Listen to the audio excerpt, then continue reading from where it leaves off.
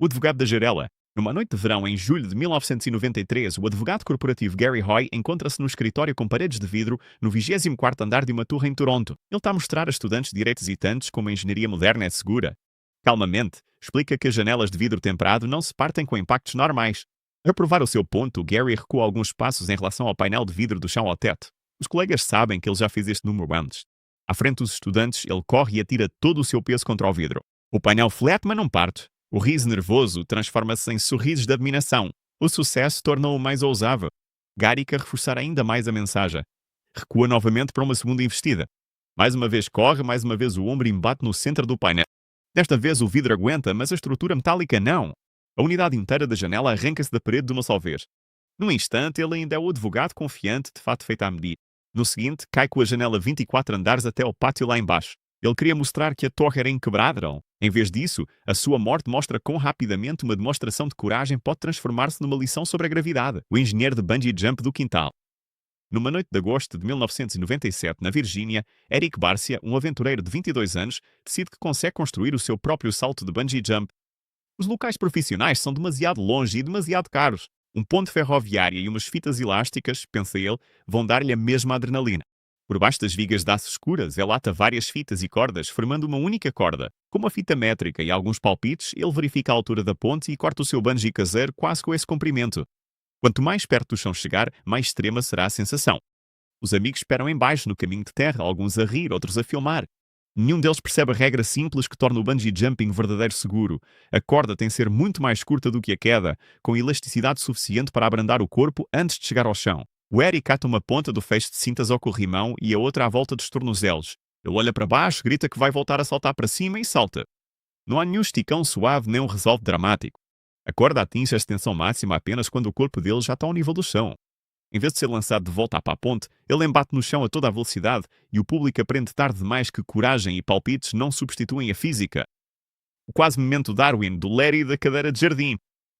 Num quente dia de julho de 1982, o camionista Larry Walters senta-se num pequeno quintal da Califórnia e fica a olhar para uma cadeira de jardim gasta. A má visão impediu-lhe de entrar na Força Aérea. Se ninguém lhe dá asas, decide que vai levantar voo de outra maneira. À volta da cadeira estão petichas de hélio e dezenas de grandes balões meteorológicos. Os amigos ajudam a encher os balões e a prendê-los à estrutura metálica. O Larry coloca um paraquedas, leva um rádio e uma pistola de chumos e planeia flutuar suavemente acima do bairro, depois de disparar contra alguns balões para descer. Quando a última corda é cortada, a cadeira não deriva, dispara para cima como um foguete. O Larry sobe muito mais alto do que pretendia, até vários milhares de metros. No ar rarefeito e frio, mal se atreve a mexer, quanto mais disparar a arma. Horas depois, finalmente dispara contra balões suficientes para começar a descer. A cadeira deriva até aos cabos de alta tensão, faíscas saltam e ele acaba pendurado sobre uma rua suburbana antes de cair de volta à terra. O Larry sobrevive e nunca chega a receber um prémio Darwin completo, mas o padrão é o mesmo. Um plano de voo improvisado com material de loja de ferragens, quase nenhum pensamento sobre o risco e uma vida levada perigosamente ao limite por uns minutos de glória improvisada. A selfie com o leão. No Zoo Sri Venkateswara, em Tirupati, na Índia, no ano de 2024, as famílias passeiam junto às jaulas e fosses de cimento.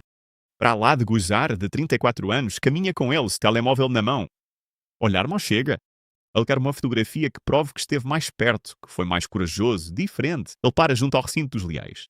Grades altas, um fosso profundo e sinais de aviso bem visíveis marcam a linha entre os visitantes e os predadores. A maioria das pessoas encosta-se à grade, tira uma foto à distância e segue em frente, para lá de trepa por cima nela. As pessoas gritam para capá-la. Os funcionários começam a correr. Lá embaixo, na zona restrita, a sua figura torna-se subitamente pequena contra as paredes de pedra. Do outro lado do recinto, um leão levanta a cabeça e fixa-se no intruso que agora se move dentro do seu território. Prahlad ergue o telemóvel, virando parcialmente as costas ao animal para conseguir enquadrar ambos os rostos na fotografia. O leão não compreende a ideia de uma moldura, em poucos saltos poderosos encurta a distância. Os tratadores atiram objetos, batem no metal e gritam, mas o espaço já desapareceu. Quando finalmente conseguem afastar o leão, Prahlad já está morto. Nenhuma imagem heroica aparece online, apenas imagens de videovigilância e relatos de testemunhas. Um homem passou por cima de uma barreira para tirar uma fotografia e só percebeu demasiado tarde porque é que a barreira existia, o saltador do penhasco. Num dia luminoso de maio de 2022, a costa de Maiorca parece um postal. O mar por baixo das falências é de um azul profundo e está calmo. Numa saliência rochosa, talvez a 30 metros acima da água, o ex-futebolista profissional Mourad Lamrabata aproxima-se da beira enquanto a mulher o filma de um barco lá embaixo. Morad não quer apenas um mergulho simples. Ele quer um salto espetacular que fique dramático em vídeo, prova de que ainda tem algo de atleta extremo dentro de si. Abre os braços, dobra os joelhos e impulsiona-se a partir da rocha. Do barco, os primeiros segundos parecem graciosos. Contra o céu, a sua silhueta é limpa e controlada. Só de lado é que se percebe que a falésia não desce a pique. Ela avança para fora, formando um ressalto oculto. O Morad não saltou suficientemente longe da face da rocha. A meio da queda, o corpo dele balança perigosamente perto da pedra. Em vez de entrar limpo na água, bate na falésia com imensa força e depois cai, inanimado, no mar. O telemóvel na mão da mulher continua a gravar enquanto o pânico irrompe no barco. Mais tarde, as equipas de resgate só conseguem recuperar o corpo dele. O vídeo que fica não é a façanha heroica que ele imaginou, mas sim um lembrete silencioso de que a altura e a distância castigam até os pequenos erros de cálculo, independentemente de quem se foi no passado. A transmissão em direto do Monte Fuji. No dia 28 de outubro de 2019, o streamer japonês Tetsu, de 47 anos, começa a subir um trilho coberto de neve no Monte Fuji. A roupa que ele veste parece mais adequada para uma rua fria da cidade do que para um vulcão gelado. O que ele prepara cuidadosamente é o telemóvel. Ele inicia uma transmissão em direto para os seus seguidores. A câmara mostra um caminho estreito de pedras geladas, uma grade metálica e um desnível acentuado ao lado. O vento ruge no microfone. Tetsu brinca dizendo que as mãos estão a ficar dormentes e que se esqueceu de levar aquecedores adequados. Mesmo assim, continua a caminhar e a falar. Voltar para trás significaria acabar com o espetáculo. Mais acima, o caminho torna-se mais íngreme e a grade termina. O telemóvel aponta para baixo enquanto as botas dele deslizam ligeiramente sobre a neve dura e compacta. Em vez de o guardar, ele ajusta o ângulo e lê comentários enquanto se move por um terreno que exigiria ambas as mãos e olhos. O trilho atravessa uma encosta lisa e exposta com uma longa queda por baixo. Os espectadores têm um breve vislumbre do vazio. Depois, a imagem sacode-se para o lado. O chão desaparece do enquadramento. Ouve-se um som de arrasto, um grito curto, um bastão de caminhada a rodopiar à frente da lente e depois nada. Mais tarde, os socorristas encontram o corpo dele muito abaixo do trilho. A montanha não se importa com gostos ou visualizações. Para ela, só conta um homem que tratou uma subida perigosa como um palco e avaliou mal quantos riscos cabem num só passo. O homem derretido. Na noite de 2 de janeiro de 2022, o Parque Nacional dos Vulcões do Havaí está praticamente às escuras. Os miradores seguros perto da cratera Kilauea brilham tenuamente devido à lava muito abaixo. Os avisos nas vedações são claros. Se saíres dos trilhos, podes morrer aqui. Um homem de 75 anos da cidade de Hilo decide que as zonas oficiais de observação não são suficientemente próximas. Ele passa discretamente pelas barreiras e segue por terreno não iluminado em direção à borda da cratera, guiado apenas por uma lanterna e pelo reflexo alaranjado da rocha derretida. O terreno ali é traiçoeiro, mesmo durante o dia. Antigos fluxos de lava formam crostas frágeis e cavidades escondidas. À noite, as fendas e quedas repentinas desaparecem na escuridão.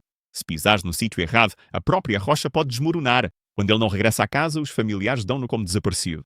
Ao amanhecer, guardas florestais e equipas de resgate procuram nas zonas interditas. Numa encosta íngreme, várias dezenas de metros abaixo de uma borda restrita, encontram o corpo dele sobre rochas partidas. Ele não morreu ao afundar-se no lago de lava incandescente, mas de uma forma mais comum. Deu apenas alguns passos proibidos para além da linha de segurança, e a falésia respondeu com o único aviso que dá, uma única vez, o ladrão da garrafa d'água. Na noite de 19 de abril de 2022, um homem de 46 anos entra sorrateiramente por uma porta traseira num supermercado fechado em Católica, Itália. No armazém escuro, paletes de mercadorias estão empilhadas quase até ao teto. Mais tarde, as imagens de videovigilância mostram-no a serpentear entre as torres à procura de algo de valor. As caixas registadoras e os equipamentos eletrónicos estão trancados. O que está fácil de alcançar são colunas de garrafas de água embaladas em plástico retrátil. Com cedo ou descuidado, ele estica-se até uma das pilhas altas e puxa uma única garrafa à altura do peito. A garrafa solta-se. A pilha não se aguenta. A palete estremece e depois inclina-se na direção dele. Dezenas de caixas e centenas de garrafas seguem a gravidade numa onda pesada. Não há espaço para se desviar. Quando os funcionários chegam na manhã seguinte, encontram um caos de plástico e madeira espalhados. Só depois de começarem a limpar a área que percebem que um corpo jaz esmagado sob a água que desabou. Um ladrão literalmente se afogou no produto que tentou roubar, a máquina de venda automática. Numa fria noite de dezembro de 1998, numa universidade canadense, Kevin Mackle, um estudante de 19 anos, queria um refrigerante. Ele não tem mais moedas. Em vez de ir embora, ele decide fazer com que a pesada máquina de venda automática lhe dê uma lata grátis. A máquina pesa bem mais de 400 quilos e não está presa à parede. O Kevin agarra-se aos lados e balança na sua direção. Depois deixava ter de volta. Lá dentro as latas chocalham, mas nenhuma cai para a bandeja. Ele tenta novamente, com mais força, rindo-se do protesto barulhento do metal e do vidro. A cada sacudidela, o centro de gravidade desloca-se um pouco mais. Na última puxada, o equilíbrio ultrapassa o ponto sem retorno. Desta vez, quando a máquina vem para a frente, já não balança para trás. Ela cai. A parte da frente em aço cai em cima da parte superior do corpo dele e prende-o ao chão. No canto sossegado onde esperava conquistar uma pequena vitória sobre uma máquina de bebidas, ninguém o ouve a tempo. Quando finalmente o encontram, já morreu asfixiado debaixo da máquina. Uma vida trocada por uma lata que nunca apareceu.